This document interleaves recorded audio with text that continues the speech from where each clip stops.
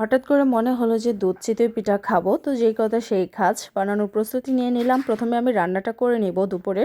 তো এখানে আমি 3টা আইটেম দিয়ে আজকে এই ভাজিটা করলাম, সেটা হচ্ছে আলু, মূলা আর পেঁপে। তো যাই হোক, ভাজিটা আমি বসিয়ে দিলাম, সিদ্ধ হবে এখন। অন্যদিক দিয়ে আমি মাছটাকে ম্যারিনেট করে রেখেছি, তেলাপিয়া মাছ দিয়ে তরকারি রান্না করব, মূলা পেঁপে আলু মিলিয়ে আর কি। তো আমি তরকারিগুলো কেটে নিয়েছি, কেটে পানিতে ভিজিয়ে রেখেছি ভালোভাবে ধুয়ে।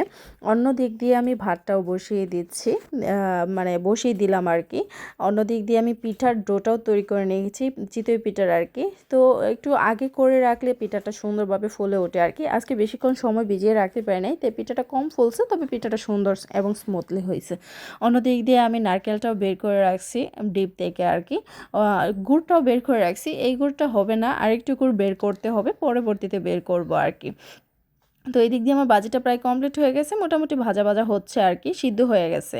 তো এখন আমি ভাজিটা নামিয়ে তারপর বসিয়ে দিলাম মাছগুলো ভাজতে। মাছগুলো আমি 2 ধাপে ভেজে নেব। তো 2 ধাপে ভেজে নিচ্ছি, একই তেলে আমি তরকারিটাও বসিয়ে দেবো। আর পিঠাটি বানাচ্ছি সেগুলো আপনাদের সাথে হালকা পরিমাণে শেয়ার করে দিলাম আর কি। সাইড দিয়ে এক সাইডে আমি তরকারি বসাইলাম, আরেক সাইডে পিঠাগুলো রান্না করে নিচ্ছি আর কি।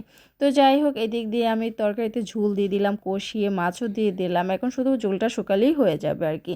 তো এই দিক দিয়ে পিঠাগুলো দেখতে পারতেছেন, পিঠাগুলো তেমন একটা আজকে ফুলে নাই, তবে মানে স্মুথলি সুন্দরভাবে পিঠাগুলো হয়ে গেছে, জাস্ট ফুলে উঠছে কম। যেহেতু আমি পিঠার ডোটা আমি বেশিক্ষণ ভিজিয়ে রাখতে পারি নাই, দুপুরই বানিয়ে মানে আধা ঘন্টার মধ্যেই বানানো শুরু করে দিয়েছি আর কি।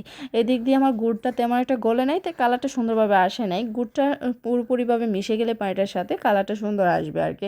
নারকেলও দিয়ে দিলাম, দুধও দিয়ে দিলাম, দুধটা পরিমাণে কম দিলাম, যেহেতু হঠাৎ করে খেতে মন চাইছে, তাই হঠাৎ করে ঘরের মধ্যে যাই ছিল তাই দিয়েই বানাইছি আর কি।